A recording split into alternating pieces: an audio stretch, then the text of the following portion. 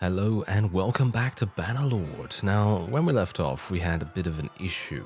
My issue was that I had to basically fight the Empire in a very covert ops kind of way. And I have been attempting to do that, but, well, it's a bit difficult, it's a bit difficult to separate them sometimes. And, well, we'll see what we can do. I have raised my brightness as well now, so let me know if this is better, worse, whatever you want to say, because it was a bit dark during the nighttime, but I was worried that it was going to be too light during the light time, and of course in battles that involved snow, because of course any time that we have a snow texture somewhere, even with a lower brightness, it is kind of blinding and pretty hard to, pretty hard to actually see and everything in it because it is just so white. So I'm hopeful that that's not going to be too badly affected. Oh, take that. That was a home run. Thank you very much. Alright, so I'm just going to tell my cavalry to follow me and everything. And hopefully we will be able to do something here. So, aha. Yes, that's also something that I forgot about. Basically, the movement commands, shall we say, the movement commands in an army, I have always thought to myself, okay, yeah, I'm just going to access my battle map in the case of Warband, and I'm just going to say advance 10 paces and so on and so forth. That's usually how things would be done in Warband, at least for me. I would never use the F keys to be able to do that. And obviously it's a little bit different in Bannerlord in that case, because they do actually have an advance command for your F keys, and that kind of makes things a bit difficult for me because in general I don't really like using the F keys that much. I'm pretty awful at using them, so generally I don't use them that much. But anyway, the point is that yeah, I generally would do the advanced 10 paces in Warband with the battle map, and I would do that to try and hold formations like shield wall and things like that in various in various mods, because obviously in native Warband you didn't actually have any formations to speak of, which I gotta say is a pretty big oversight, to be honest. I think that would be pretty cool to have it there, but obviously you do have a wide variety of mods to choose from that do have some kind of wonderful formation submod available, and yeah, that's where I'd get it from. Of course, shield wall is very effective in those mods, and then you don't have to break your formation and charge and so on. So yeah, it really helps, and very much provides a huge amount of efficiency to your army and all that wonderful stuff. Anyway, have I charged everyone? I think I have charged everyone, which is exactly what I wanted to do, and yeah, I think we're good. I think we're actually good, and hopefully I will be able to continue doing some damage here, because I'd like to continue leveling up my polearm skill. I think they give you a trait every 25 skill points, if I am correct about remembering that, because obviously we haven't really advanced our skills that much, and it has been kind of underwhelming, the amount of experience that we have gained. And bear in mind that there are mods out there, so if you are playing yourself, if you're playing Bannerlord yourself and you're a little bit annoyed or maybe impatient perhaps about the fact that the experience is taking a while, there are mods out there that can increase your experience gain.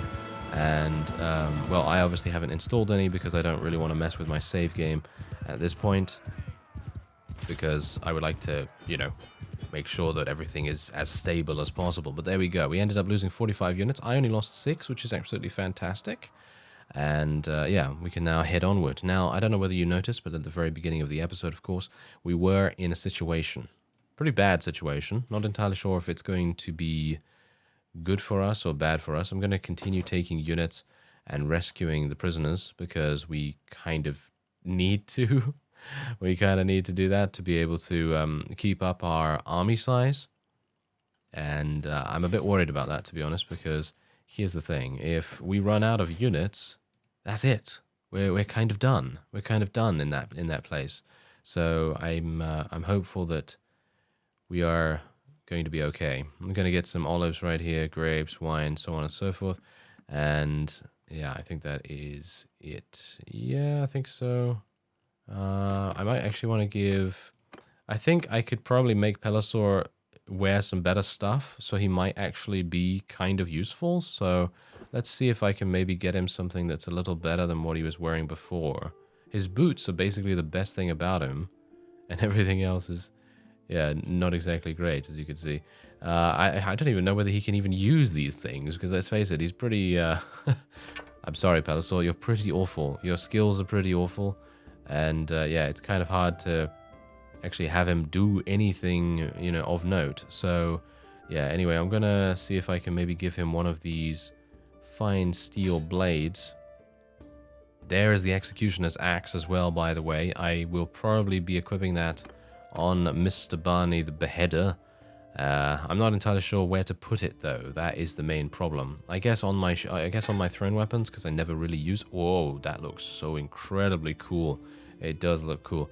Yeah, so I don't really use my thrown weapons so much, actually, at the moment.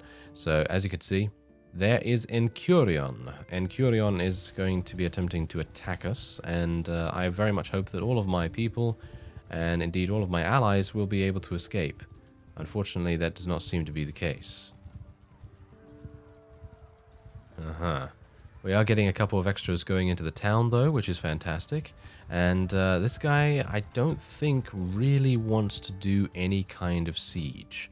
I think, personally, he is not able to do a siege against us because Jaculan has 558 defenders. And it would basically be almost like a suicide mission for him. And I don't know whether he will try. As you can see, usually the AI is pretty fast and pretty decisive about whether they are going to besiege something. I have no idea. Why are they heading in here? Why are they heading in here? There's literally none of them. Look at this. There's literally none of them. They're all getting themselves taken prisoner. I am absolutely disgusted right now. Ah, this is bad.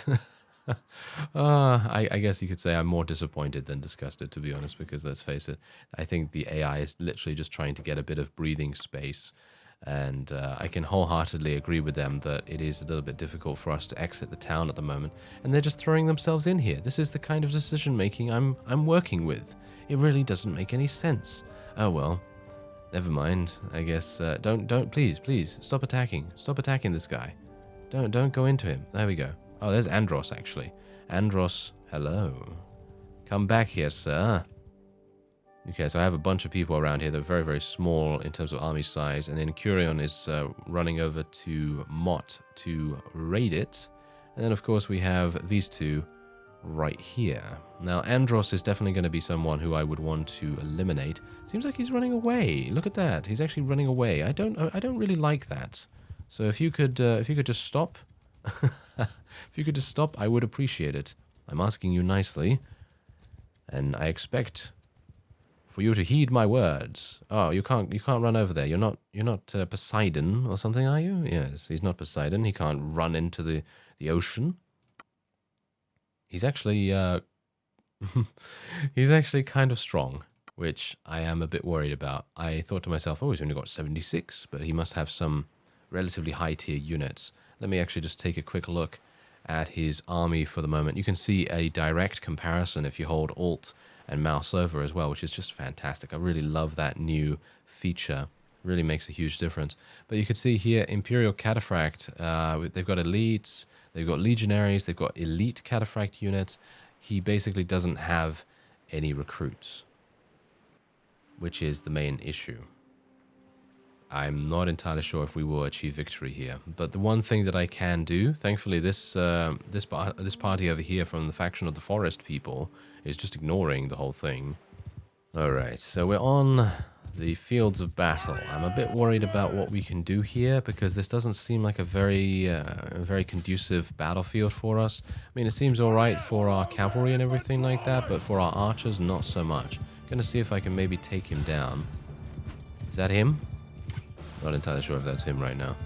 If it is, then that would be very good to eliminate their leader. Ah, get him. Get him. Ah, 83 damage. That's not enough. Yeah, get him. Yeah, there we go. Ah, that was actually just a... it's actually just a Crusade Horse Archer. Okay, well, at least that's a little bit of a load off my mind, because Usually the horse archers are really good at what they do. I mean, you know that, you've seen that, and they're actually kind of difficult to deal with. So I'm going to get my archers and infantry, and we're going to do a little bit of a...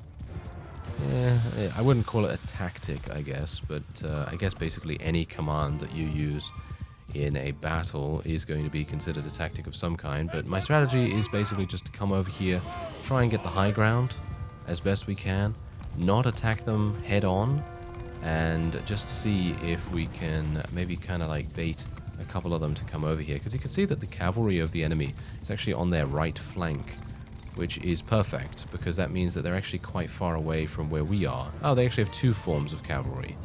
Okay, well that might be a bit problematic. As you can see though, they have actually decided to go into a circle formation. You know how I love AI going into circle formations. It makes everything so much easier for me. And they don't know. They don't know that, you know? They don't know that, so it's actually pretty good. Ow. Okay, that was actually a lot of damage right there. I was a bit worried that I might actually lose my horse in that case. But thankfully that is not going to happen. Or it might. I just gotta be careful. I'm a bit worried about this now. Yeah, Imperial Cataphract units as well. You see those guys, they do so much damage.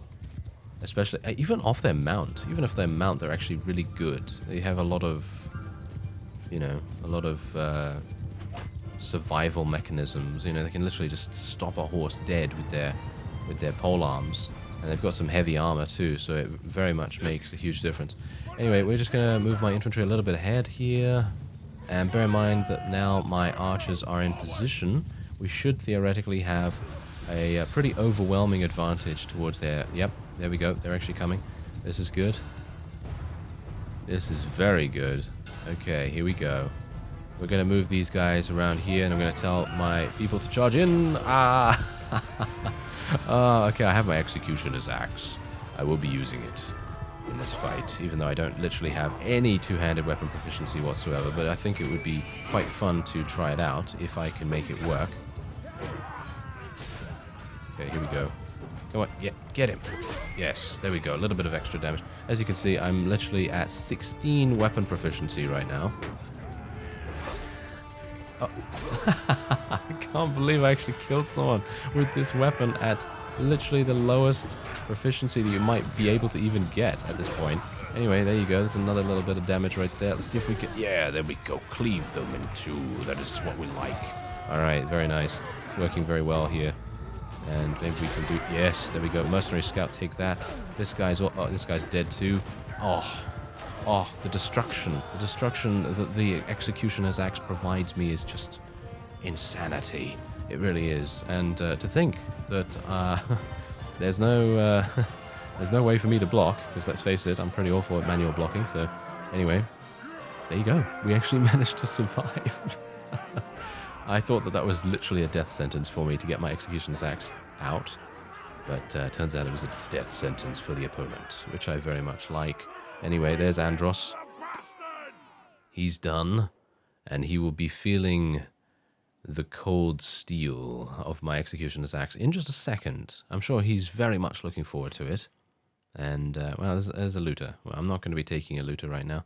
I will look if he's got any recruits from Vlandia and some other people from Vlandia as well, because we are more than likely going to be able to take those and actually ingratiate them into our army, because they seem to be a lot easier to take in comparison to, for example, anything else. As you can see, these things are just not able to be converted for some reason, so I guess it is literally just the fact that we just can't do the high tier units. They're just really, really high tier, and some of them will work and some of them won't.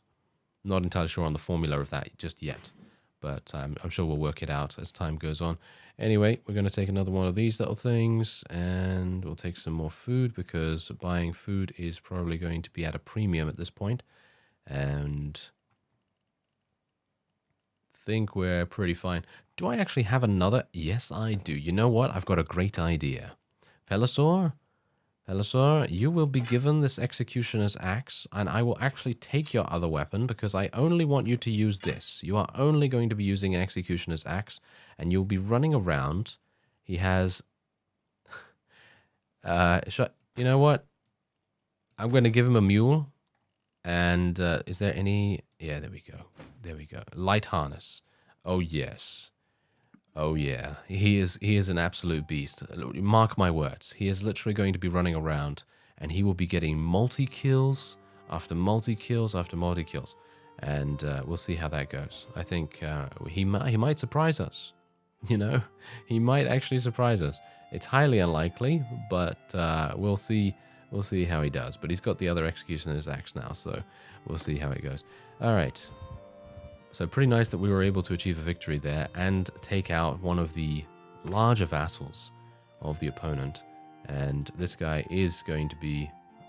Oh, yeah, I can talk to him. Oh, yeah, I don't really want to do that. Okay, there you go. And... Boom. Actually, I'm not even using the Executioner's Axe for the executions. So I'm not entirely sure what axe I'm using here. Maybe it's a... I don't know. Maybe it's a woodcutter's axe or something like that. But, yeah, anyway. There you go.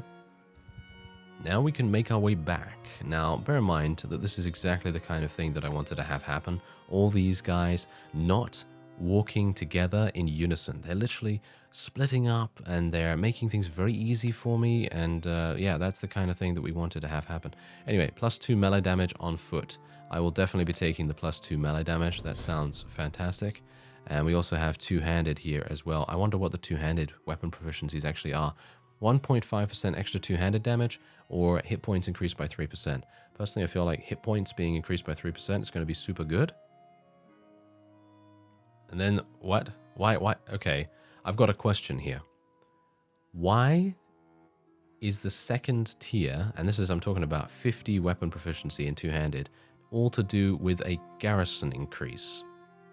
Or reducing your wages for the garrison. I think that's a bit weird. I feel like this should be in steward or in leadership or something like that, not in two-handed weapon proficiency. I think that's very, very strange. But whatever the case, the next ones up to 75 are two-handed weapons with more than 100 speed get 1% higher speed and 2% higher damage.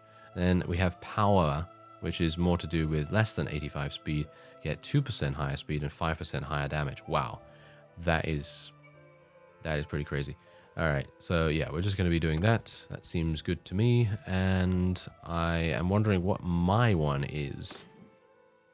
My Executioner's Axe is 78 speed, so the power one would probably be quite good for us right there. But yeah, anyway, let's make our way back. And I'm actually hoping that we might be able to catch maybe Encurion or something like that, maybe when he's out of his army, because obviously he's running around in an army and it's going to be draining his influence. It is going to be draining his influence quite heavily.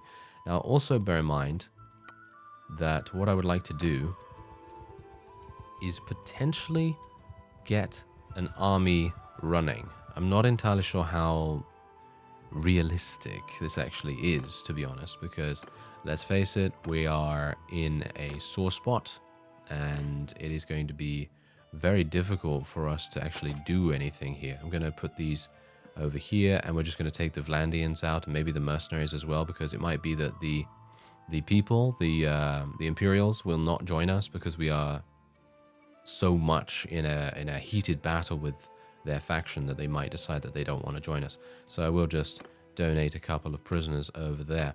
So the best thing that we can do is, as I've said, let's just take a look at our clan. Yeah, look at this, look at this. We are almost to 900. Oh, yeah. And how's Byron doing? Iceni is okay as well. Okay, not entirely sure when they're going to rank up, quote-unquote. But, yeah, we'll see what happens with that. Anyway, so these are our fiefs right now. We actually lost an additional one, as you can tell. Sargot was taken, as you can see. And, well, I mean, that is to be expected. But what I am going to do is we're going to try and create an army. But this is the main reason why I didn't actually do this beforehand as well. I know that a couple of people have been suggesting that I create my own army to fight enemy armies. But the problem with that is that, as you can see, just because we have such a small amount of fiefs and recruiting power, we just haven't been able to actually construct any armies that are capable of actually being called. Do you know what I mean? So, you know, our individual armies are just too small to be able to fight against the larger ones. So that's the issue. There's Encurion's army. Okay. That's good to know, and I'm not entirely sure why anyone was actually attempting to stop him. He's got 376 in his army, so it's probably highly unlikely that anything will happen there. But that was also the main reason why I thought to myself that I would try to distract the enemy in earlier episodes. I thought to myself, yeah, it's probably going to be a good idea to, try and, siege something far away, get the large armies to be following us, and so on, because I thought, hey, they're going to be wasting a huge amount of food this way as well. I don't even know who's even here because they just have so many units.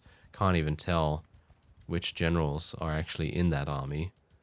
But, well, can't do much about it, can I? So I guess we'll just see. As we walk around here. Pelosaur has gained a skill point in riding. Yes, he's actually, what? He's actually gained a skill point in riding? So he can level up. As far as I'm aware, it seems like he can level up. That's actually kind of amazing. Well, I've gotten myself into a bit of a problematic situation here. As you can see, most of the enemy lords are deciding that I would be the best thing to eliminate, and that is, of course, completely understandable. They really should be chasing after me with the utmost vigor, because let's face it, if they don't do that, I'm probably going to dismantle the entirety of their faction. Well, I want to say that, but... oh, there we go. We've actually had another birth. Oh, that's pretty fantastic. Very nice indeed. And, well, I can't really tell what it is. I can't really tell what it is. So, look, okay, it's a boy, I think, because it's the same model, as you can see. This is the girl, a little bit less height, I guess. So that might be the reason why this is a guy, and generally tends to have the same haircut. I think they seem to have the same hairstyle as their parent, or whichever one matches their gender, I suppose. So this is a guy. So I will be calling this one Bruce after Bruce Beartilt from the Gekukujo series. So we will do that. And yeah, so there's Rajaya as well, by the way. So she wanted to absolutely murder us like no one's business. But I'm very much hoping that we don't have to worry about her. And oh, look at this. Oh, we actually have a decent amount of people here. I gotta say, we've got a decent amount of people. I'm going to recruit these people before the AI takes them and wastes them in a random battle somewhere. But look at this. I really wish we could call armies right now. If I could call an army, I would have enough to basically beat Rajaya, potentially, in a fight. And that's the reason why it's a bit problematic. Oh, hello. Yes, perfect. Come on, go. Yeah. Okay, we saved him. We saved him from being attacked. This is great. All right, yeah, so, well, not being attacked, but from being killed, or potentially taken prisoner or something. Because, that's pretty awful. Okay, so... Ah, the snow is not that bad. The snow is not that bright on this brightness level, because I've basically doubled the brightness, and I was just wondering whether this was going to be way too bright or something like that. But it seems to actually handle it quite well, so that's quite nice. Anyway, let's move our people into positions. Do I have a good amount of cavalry? Yeah, I do. 38 cavalry. That's really nice. And the enemy is coming in here, as you can see. They're probably not going to do a very decent job because they do have mercenary cavalry quite often here. And mercenary cavalry, as you can no doubt tell, is relatively... I'm not going to say bad, because I think they're actually okay. But I think they're going to be much better as supportive units rather than units that can actually do massive amounts of damage. So we're just going to tell everyone to charge in here. Oh, wow, yeah. We're actually taking quite a bit of damage here too, but it seems like we have a bunch of horse archers on the enemy's side, which I gotta say, I'm not entirely pleased about seeing. So I will be murdering. Murder. More murder, please. I need more murder. Thank you. There we are. That's exactly what I needed. And I actually did not realize that was actually an enemy. Okay. Wait a minute. Let's turn. No. Oh no. Oh, that was a... What was that? Was that a bow? Was that a bow shot that I just took damage from? I think so. Anyway, this should be a relatively easy victory for us, but of course I just have to be careful. Got to make sure that I don't get myself into one of those situations. Oh, hello. Look at that guy. Did you see that? He got back on his horse. I think that's really smart. You've basically never seen that in Warband. I think it's super, super cool for them to basically be like, oh, wait a minute, I'm panicking. I'm on my, I'm on my feet. I should really get a mount, That's really going to provide a massive, survival bonus, basically. Because being able to have massive mobility on the battlefield is almost equal in paramount, sort of levels to be able to gain your life, because if you don't have a horse, which is what we found, earlier on in the season, that we literally needed a horse to be able to survive in battles, and it's very difficult to survive without one. And that's the point, That's the reason why I had a bunch of people say, it's called Mount and Blade, sir. That's why I had a bunch of people saying that to me, and I was like, yeah, I know, but, I wanted to do infantry, in a sandbox game. I wanted to do an infantry character, and then they were just like, anyway, yeah, there's a nice victory for us as well, and we managed to save basically someone that looks exactly like us, so that's very nice. And we will be able to take this guy prisoner too. All right, so do they have any Vlandians? Yes, they do have some Vlandians. I will be taking them. Chosen Wolf. Chosen Wolf sounds fun. I'll take that, just in case. Maybe we'll be able to get them to join us.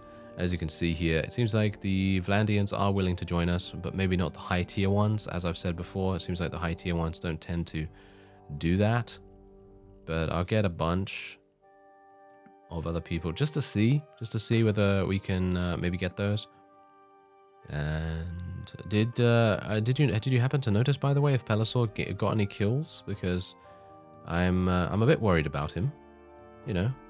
Obviously, that is to be expected.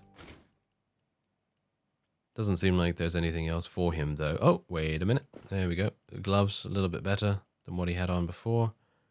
And there we go. All right, not too bad. Okay, so we've taken that guy prisoner, and now we can just go out into our party here. Now here's the thing, I'm not entirely sure, there we go, there's another clan destroyed, fantastic. But here's the thing, I'm not entirely sure if I am going to be able to, well, I mean not keep it up, because I think I can probably keep this up, and it seems like we might oh, here we go. Come on guys, someone just needs to take the plunge. Someone needs to take the plunge against Regea, and then I will be heading in as well. And Liena has actually just gotten pregnant again. Okay, are we bunnies? Are we bunnies? I think we might be. I mean, let's face it, it is kind of medieval-ish, and in that time, children were very likely to, not survive. So it is quite likely that we are just trying to reduce the odds of not having any heir whatsoever, because in general, that is what would happen. Are these people actually faster than I am? 5.4, and I'm at 5.9, so there's no way that they can catch me right now. There's Godun as well. Yeah, this is actually a pretty, pretty hilarious situation. They're just literally trying to, get me into a battle, but obviously I'm not going to do that against such a huge amount of very, very powerful vassals. So yeah, kind of uncomfortable, but that's the thing, I don't know whether I will be able to achieve anything from my little insurrection here, because I do have quite a few ways to do damage, but unfortunately it looks as though the enemy is just running around with these really large armies, and that's the thing, as soon as I execute a lord, this is something that I've thought about quite a bit, because obviously my strategy... Oh, why did you teleport me over here? Did you see that? They teleported me right in front of the enemy armies. That's gonna hurt, like super hardcore sometime. It really is. Okay, well, whatever the case...